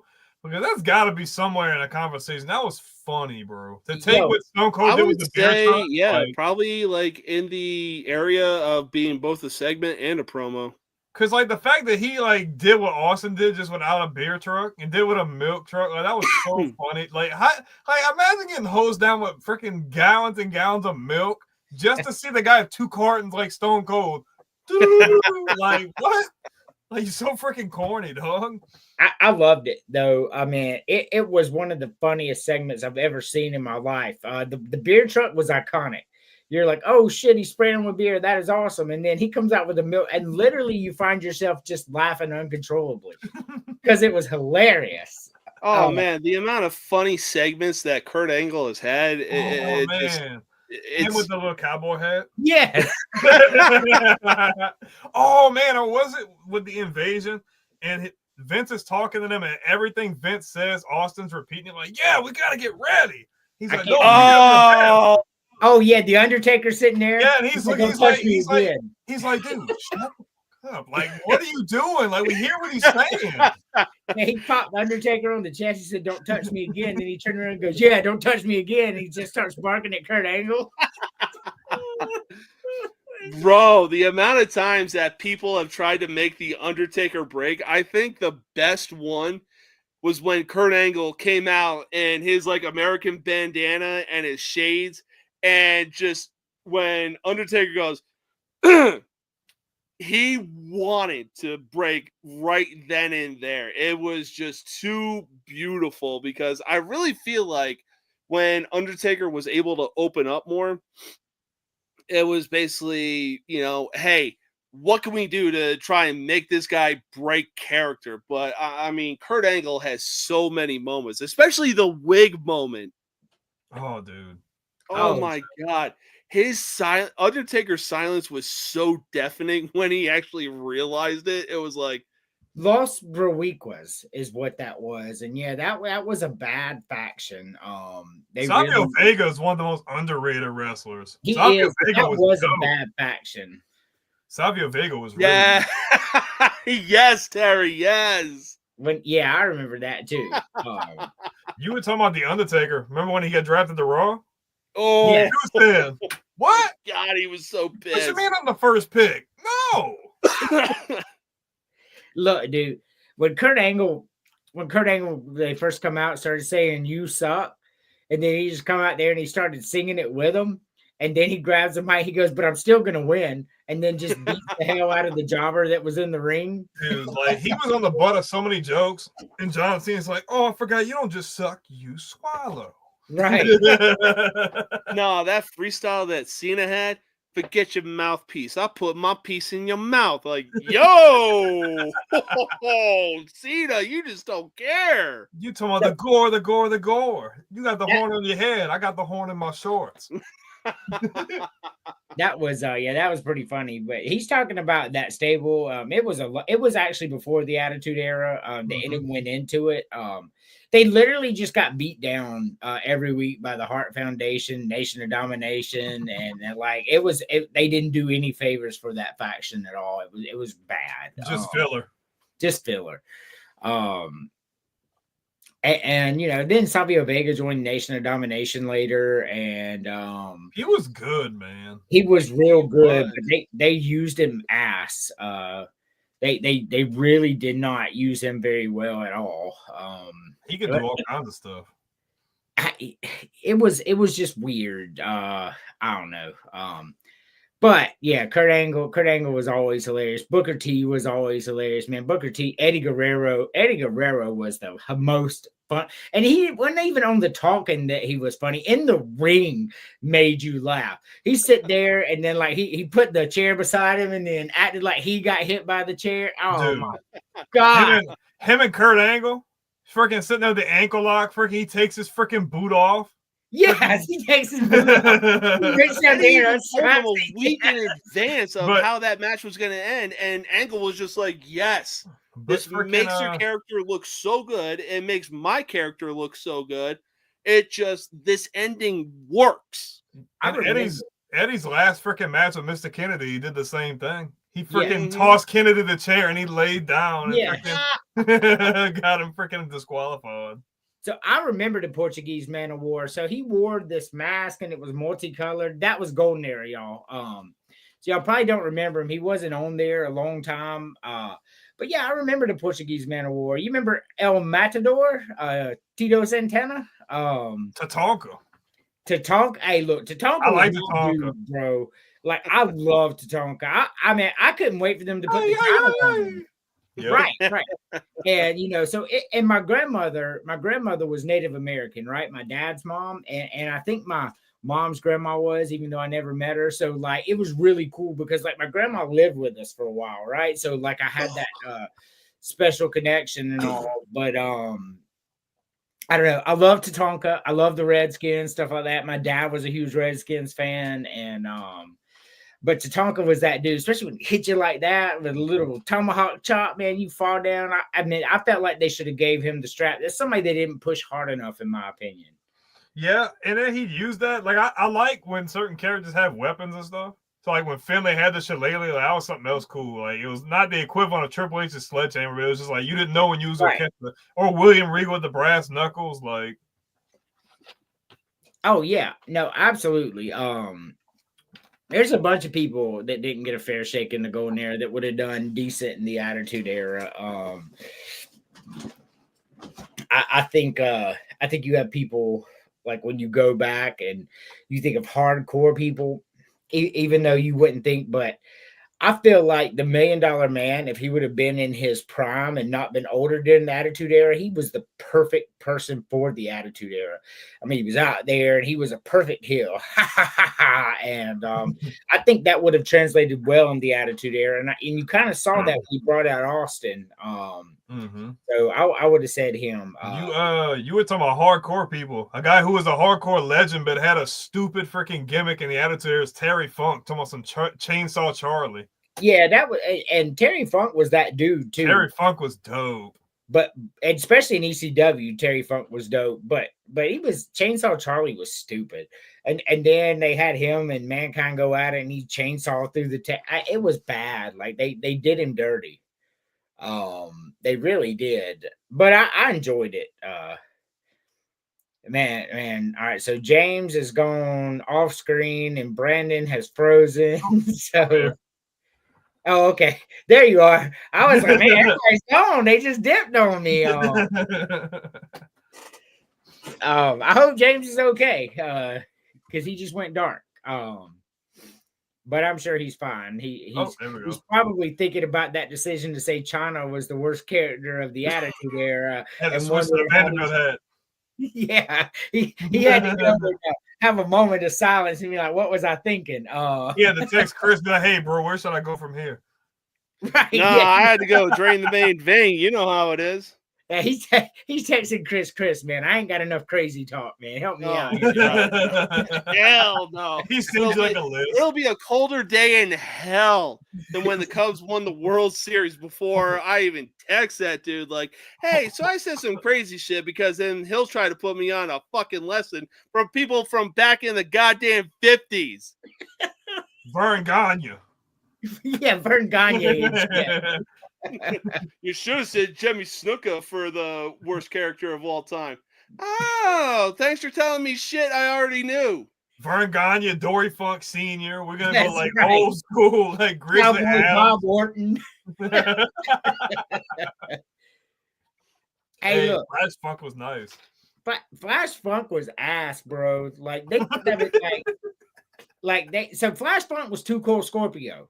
Yeah, and Too Cold Scorpio. Too Cold Scorpio was badass, man. Too Cold Scorpio was fucking killer in WCW. They Flash Funk, they buried him. And then they brought him in as Flash Funk, man. You know, I don't say this a lot, and I really don't because I don't think everything has to be that way. But like when you think of really trying to bury somebody and you want to bury a black guy, so you make him Flash Funk. Like I'm just gonna call it as I saw it. That shit was ass, bro. Like how could you do that? Because Too Cold Scorpio was dope as fuck, and Flash Funk was just like, what you doing here, bro? Like what's going on, man? like, because I was excited when he came, and then he came out as Flash Funk. I'm like, no, Too Cold Scorpio, bro. Yeah, I was a little upset about that. We won't go far into that, but Too Cold Scorpio was badass in WCW. He was having matches with Sting, bangers with Sting, and then gets buried by like Jeff Jarrett or something. Correct. And hey, no disrespect, I love Jeff Jarrett, but like it was that stupid Jeff Jarrett gimmick where he comes back, he's like, "I'm the greatest wrestler on earth," and he's freaking got this little freaking like cut off cape. You don't remember that when he kept putting off his debut and all that? Yeah, so he came out with that sparkly little superhero thing, and he had the NWA North American Heavyweight Championship. And Jim Crockett was coming in with him and shit, man. That shit was stupid as fuck. It was just terrible. And it's like, I'm the greatest wrestler on earth. Like, okay, what are you going to surprise me with something? And like his first 5 matches, he wins. He's like, well, I'm like 5-0, but it's like he wins by count out. He wins by like disqualification, but he doesn't beat nobody clean. I was trying to figure out how the North American Heavyweight title and Jim Crockett Productions actually factored into who gave a shit that you were carrying that belt. Like it was bad. I agree with you. So I mean, like country music star Jeff Jarrett was pretty bad too, though. But Jeff Jarrett was so good that the goofiness just you kind of look to the side because he was really good on the mic and he was really good in the ring. But man, they gave him some goofy shit, especially with that superhero sparkly onesie. Like it was a onesie with some booty shorts. Like that shit was crazy. But I feel like when he was able to like start his own promotion and just be in his bag, bro, he cooked. Yeah, he did. Like he cooked, like winning the NWA title, screwing he was able to do everything on the mic. He was creative control. Like, he was doing everything. Jeff Jarrett, like at that point, it's like, oh, okay, this is what we were supposed to get all that time. Now you're showing us. It's like, it didn't matter, bro. He was awesome. Hey, look. Yeah, remember when Nash and them threw that title in the trash? Yes. Look, I'm pretty sure the WCW had like the light heavyweight championship or something like that. No, they had WWE had the light heavyweight title because Dean Malenko had it. And Takamichi Yeah, Takamichi Shinoku won the first one because he beat freaking Grandmaster Sexay. Yeah. And WCW had the cruiserweight, and that was a title. But I like the TV title. When I was a kid, Arn Anderson had that title, and Arn Anderson, the enforcer, bro. Arn Anderson was dope. I mean, and then when Booker T had the TV title and Chris Benoit had the TV title, that title was dope at that point. And then they put it on Disco Inferno and Alex Wright, and then that's when Nash threw it in the trash because Scott Hall was like, "What do we do with this?" He's like, "Oh, I got an idea." He rolls the garbage can and be like, That shit was great. Look, the Outsiders were funny too. We talk a lot about DX and Road Dogg and them, but the Outsiders were hilarious. They were out there roasting people all the time. That shit was funny as hell. Scott Hall gets beer in his head. Scott Hall gets beer in his hair, and he's just like, shoo. Yeah. Like, what? Ew, bro, that's gross. I mean, they hit him in the head with a full beer, and it goes all in his hair. He's like, yeah. Ooh, I like that. Ooh, yeah, that's a good. Yeah. European title, I wish they'd bring it back. European title is dope. Look, the closest that we're going to get to the European title is probably the UK title. That's about it. That's so freaking trash, bro. Like, I like the European title. The European title was awesome because you had William Regal that held it. You had British Bulldog that held it. It's actually the title that actually put Triple H over, because once he won that title from Shawn Michaels and that hilarious Hey, that was easily better than the finger poke of doom. That was funny, dog. It was so funny. Finger Poke of Doom was a fuck you to the fans. This promo was hilarious because Shawn Michaels was dropping the title because he's going after the world title. Yes. And they thought that they had him cornered. I'm going to make you two face each other for this title. And then they locked up, and Shawn Michaels instantly fell, and Triple H ran back and forth like 4 times, running like a cartoon character, and then drop on him and then beat him. And Shawn Michaels was like, I lost it. And then they're getting out like they had a 60-minute Iron Man match. Like, oh, God. Y'all remember when Shawn Michaels was supposed to fight Shamrock, and he talking about him breaking his ankle? He's like, I've been working my ankles all week. And he's sitting there freaking twisting his freaking boot around in a circle, like, I'm good. And then the second Shamrock puts him in the ankle, he's like, no, I got to tap out. Look, man, those were great. Like Triple H and Shawn Michaels promo with the European title, because, that's the first title that Triple H ever had. And it propelled him because people saw the gold on him and they're like, yeah, that looked right. You know what I mean? Y'all remember when they had to play strip poker? And they had matches and they just had a table set up in the ring and out of the ring the whole fucking time. Oh, God. That was dude, hey, look, I'll say this. Any backstage segment literally has to go to the APA because they had that standalone, they had a standalone door. Yeah, dude, you got to knock first. You can literally walk around and try to talk to them. Hey, did you hear something? I didn't hear a damn thing. But the only way you were getting recognized is if you knocked on the door. Man, when the Rock walked around, I love Bradshaw. But when the Rock walked around the door, he told me to knock, and he knocked on this side. He's like, is that good enough? Can I talk to you now?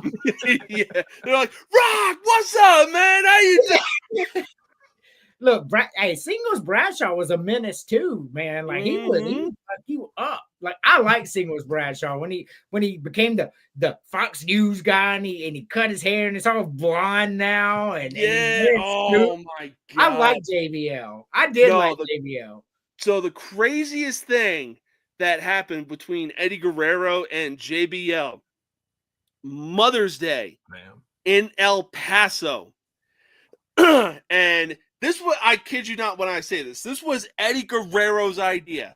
He goes, hey, I'm going to win my match. I'm going to, bring my mom into the ring, give her flowers. I'm going to flaunt my WWE championship and everything like that. But I want you to come out there and essentially give her a heart attack. That will put you head and shoulders above as one of the best heels in the company. He was a really good heel. Oh, yeah. Especially Like, his beef with ECW. Diabolical you got to be like, hey, give my mother a heart attack so you can essentially be driven to city limits, and then you're on your own from there. That's how much he loved the business, though, bro. He put the business like above like everything. Mm-hmm. I will tell you, we talked about worst promos and segments and all that. One that just popped in my head is when Big Show's dad died and Vince crashed the funeral and is like, ha ha ha, your dad's dead. Like, that shit was terrible, bro. Like, the fact that they even did that was just hella disrespectful and just one of the worst. Even I say it's worse than Rock and Stone Cold and Rikishi. That shit was just classless and tasteless and yeah, no, for sure. Brought this up last week, but them vignettes of them making fun of WCW. Yes, Ted Turner and them. That shit all sitting at a table, and they freaking called USA. He's like, "Hey, dog, like, nah, they can't keep putting that on here. Like, we cool with Ted."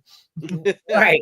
And yeah, but hey, DX and that USA, that letter from the USA network that they got, though. And they reenacted it, too. Yeah, and then freaking Shawn Michaels decided to become Bill Clinton that night.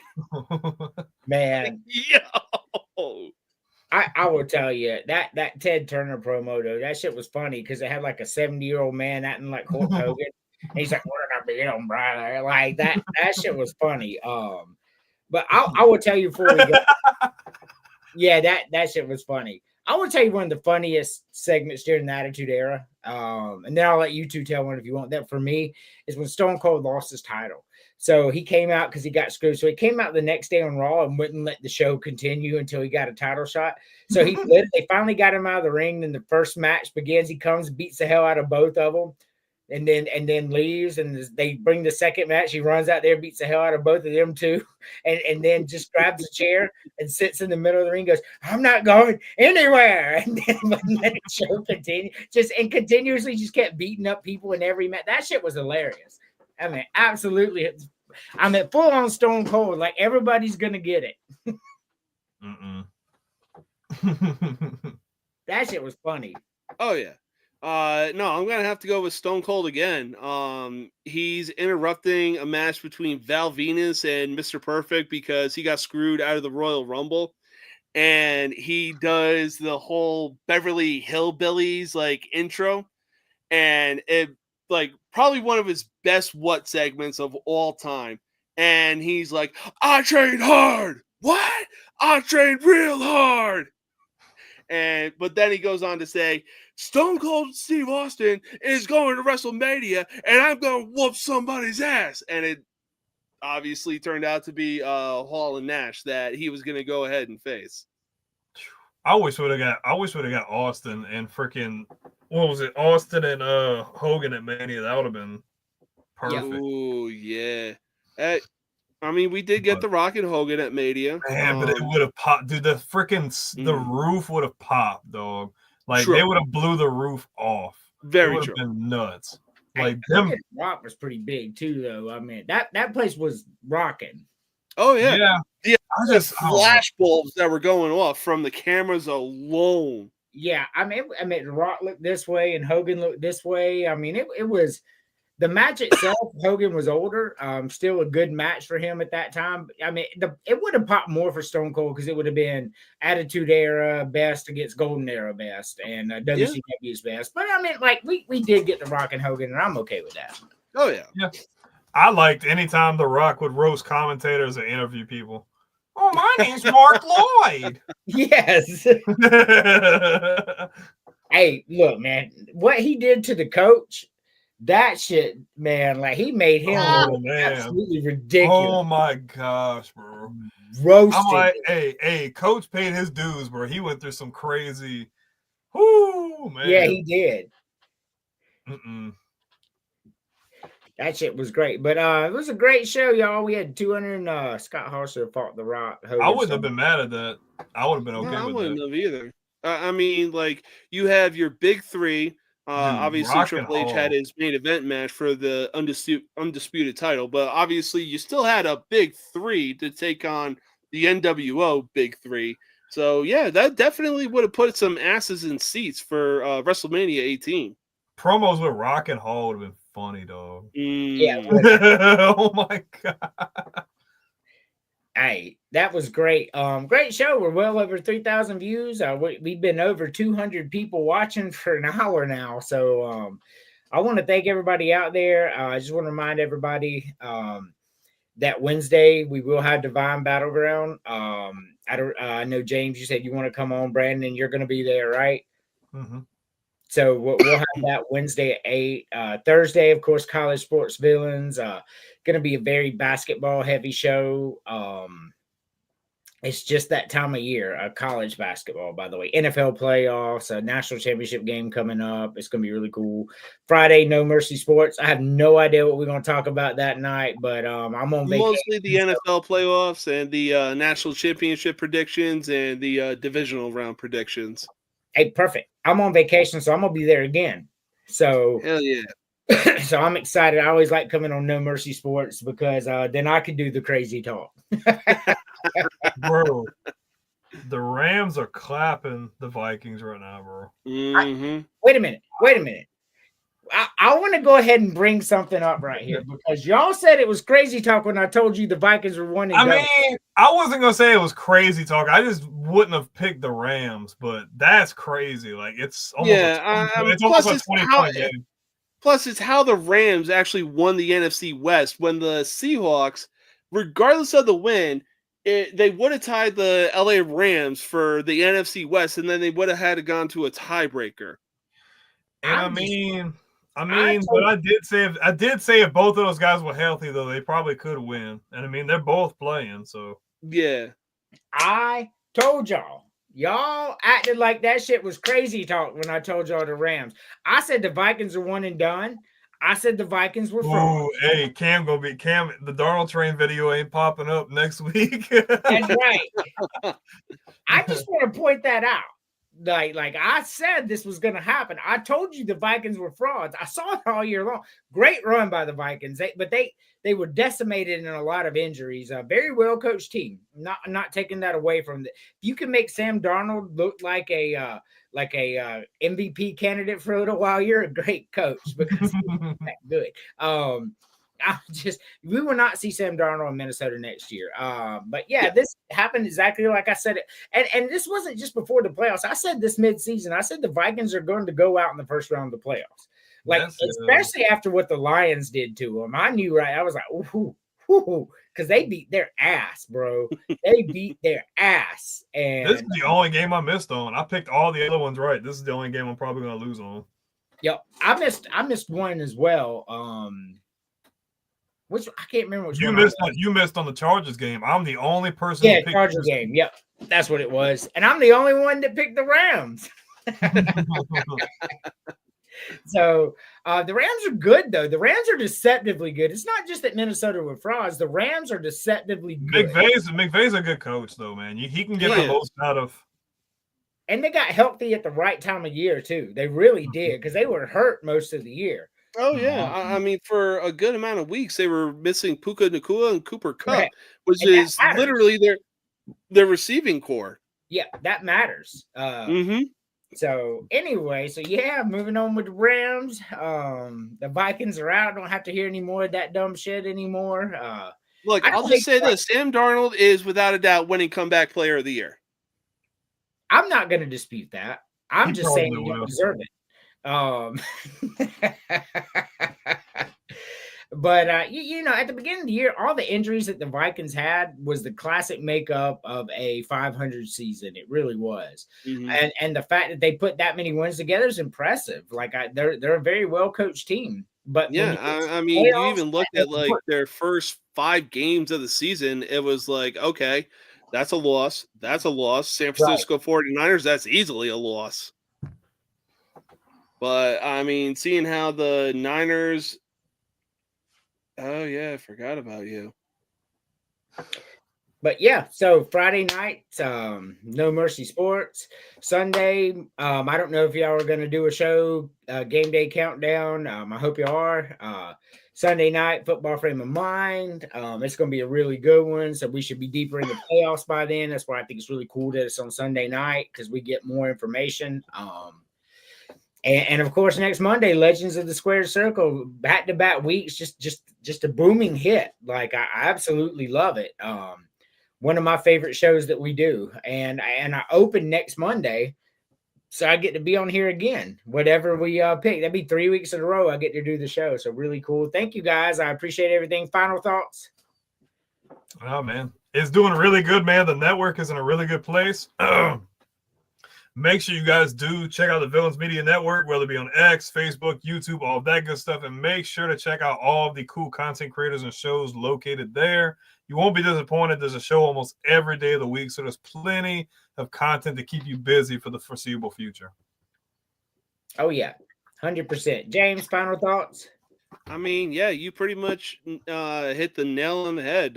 Like, you know where to find us. We're on basically all forms of social media. Like Brandon said, we pretty much have a show every day of the week. We're here to have fun, have a good time. Everybody's entitled to their opinion, regardless of how crazy it is. But at the end of the day, hey, it is what it is. I got one more thing. Go ahead. We are. I want to say Andrew posted it on social media. We are looking to start a new show, looking for a possible candidate. If you have experience in podcasts or anything like that, or maybe if you have a lot of knowledge in sports and you just want to be able to be on a platform and really, make an impact, get your name out there, make sure to hit us up on. I would probably try the Villains page. That's probably the one that's got the most eyes on it, or I guess gets the most work on a daily basis. Just shoot a message, anything like that. We can get you an email, and maybe we can see if we can figure something out. Yeah, and really new shows too. Even if you don't want to do a sports show, you want to do a movie show, music show. We just want to look at people and see what you got out there.